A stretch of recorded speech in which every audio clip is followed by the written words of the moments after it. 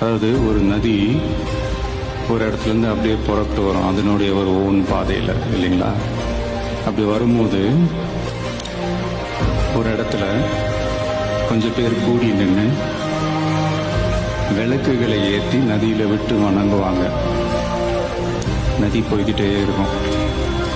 இன்னொரு இடத்துல சில பேர் பூக்களை தூவி நதியை வரவேற்பாங்க. நதி போய்கிட்டே இருக்கும். வேற ஒரு இடத்துல சில பேர், நம்மளை பிடிக்காத சில பேர், நதியில கல்லெறிஞ்சு விளையாடுவாங்க. நதி பாட்டுக்கு போயிட்டே இருக்கும்.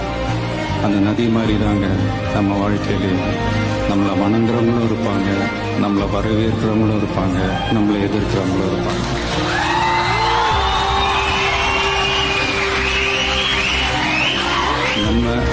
நம்ம வேலை, நம்ம கடமையை செம்மையா செஞ்சுட்டு அந்த நதி மாதிரியே போய்கிட்டே இருக்கணும்.